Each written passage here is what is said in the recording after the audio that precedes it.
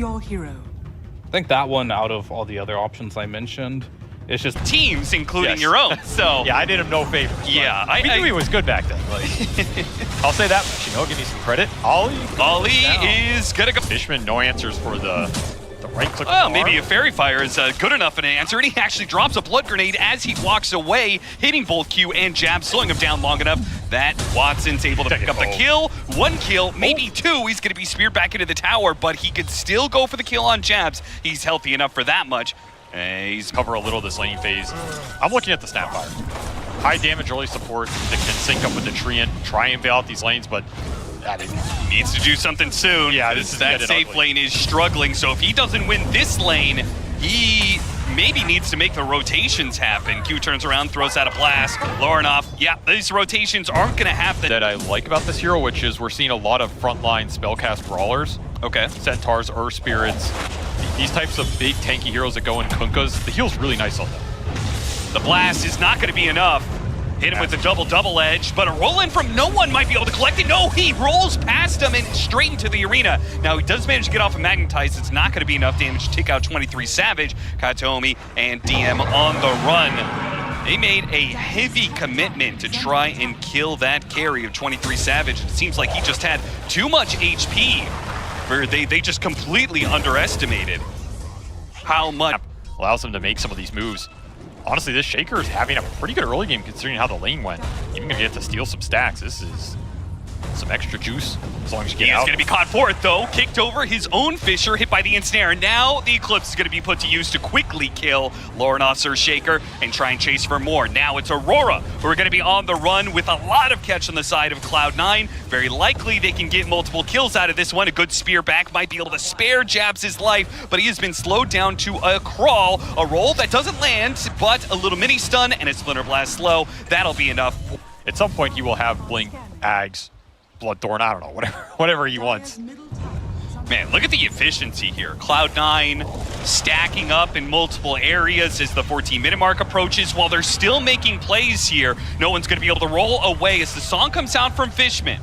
Does have a shield rune. DM, he doesn't approach, they actually wait for the curse. That's what they're going for. They do hit the arena, but inside of the arena is this eclipsed up Watson, who looks to finish off Lorinov, and he's got him dead. Just couldn't do anything there with the Shaker. Just kite it out constantly. They'll collect the extra kill in Ollie. And the farming power of Luna, but Mirana's doing better than I thought he was going to be. Stampede used, trying to chase off Lorinov. Between the stun, they do manage to get him inside the arena here, so Watson can't do any damage with his hits, and he does not opt to use the Eclipse to try and get the kill. Some kisses go out. Fishman able to dodge a little bit with the illusions. Jab's still going to try and hunt him down, though. He's got a Blink Dagger coming up, gets in melee range, hits him with a spear to finish him off. And it's not for the Luna. Well, Naga also is good at it, although Watson gonna get jumped. I mean, he does have Aegis here. He managed to get off the Lucent Beam first, and yeah, he's got a BKB and an Aegis. This is really just not a good target for Aurora, but if they can get the Eclipse off and still not lose anybody for it, well, backside of the fight. Dead. They are still going to go and engage on the rest of these heroes. The curse! Right as 23 Savage was trying to go for the backline supports. He's still going in for it, but now the Cold Embrace is going to bail out Kataomi, and this Mirana is in trouble now as no one's going to try and hunt him down. He got the support, yeah, that he was searching for. Kataomi finally died, but look at... It's incredibly difficult to team fight into. They're going to find no one. Oh. No one. On the high ground, spot him with the kisses. The spear goes out and does manage to stun him while keeping him there in that spot. The kisses will not be enough damage, but the Echo Slam is. And he went for Fishman too, so he's got him down to half HP. The Stampede's gonna be used in the arena. Catches Fishman before he can slip away into the river. No. It's up for a free Roshan play. They love the Mirana here. Might have to settle for support, and they'll take it. Nothing bad about this. Get to control some of the map. This 23 Savage is going to break the smoke. Doesn't get hit by the arrow. Once again, another miss. Jabs, BKB, and instantly goes for it. Goes straight to the Luna. They have to be able to burst him down here. There's the curse and the embrace resetting, and Watson, now he has a chance to be able to both use his Manta and his Satanic. This is not a carry that's going to be brought down early. Lorinov goes for the kill onto the Winter Wyvern and tries to jump away, but he's still caught in the area of the Eclipse. Watson brings him down, and Jabs. Mirana.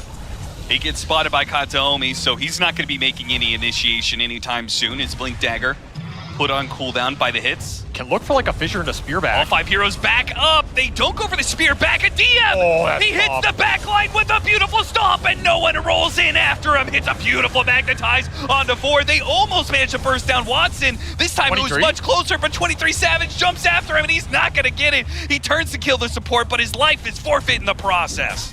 DM just beautifully interrupts that entire engagement for Aurora, and the spear back is nowhere near clean enough. That is just the game, I think. Yeah. These glaives are just going to rip through your base. Man, CLOUD9, I mean, this is a team that when they get their lineups rolling and this ball starts to hit, it is very difficult to take the 5-on-5s. And I think we saw the frustration in the team fights here from Aurora. There were glimpses of what their lineup can do, but ultimately, you're just fighting into so many saves, so many resets, and Luna, her early game was so strong that Watson is well ahead of the Mirana in terms of the one-on-one status. He's just able to power through these Roshans, put a second life on himself, and it's just too much to cut. Shadow Fiend. Yeah, just to win. That's the making a statement. I'm not sure if they would want to do that, but Shadow Fiend against Trying to fight his way out of the cogs. He has triple bracer plus a chainmail here, so he's pretty tanky to the physical damage, but the magic damage that is being provided by the Storm Spirit with the extra shield rune allows him to freely dive the tower. 7-minute wisdom. And I think he was thinking about going for the wisdom rune, but ultimately he wouldn't have been able to do so as Lorinov has counter-rotated on the other side of the map. Next item. Ganked up here. Ollie trying to burst him down, not let him get off the repel, but he does manage to get off his full swing of abilities, and that ruins the initiation from Cloud9. The team fight goes against them initially, but with DM in the back end, does mean Aurora, oh, they got him on the lasso. Can they kill him, though? Not with the barrier put out by the Tinker, and it's going to be Jabs who dies instead. Q, as well as 23 Savage, are still trying for it, but he had enough mana that no one is able to zip down the cliff. A fear goes out. Lorinov trying to blow up Watson. Not enough damage. The neutrals almost finish him off. A little close. Hook shot, the SF, gotta be the target here. The Stampede cannot get him out in time. Ollie, split focus, right? He's sitting on the Morphling, which leads for make a move and catch Fishman. Cogs locks him in, makes it a little awkward, can't actually pull the Clockwork back to his team, and the Clockwork's gonna go back in with a gate coming in from the other side. Lorinov does have BKB. Cloud9 jumped in and jumped out. A gate that came in from They also have like SF and Morphling scaling up. Like I feel like the pressure is on Cloud9 to be more active than they were. Yeah.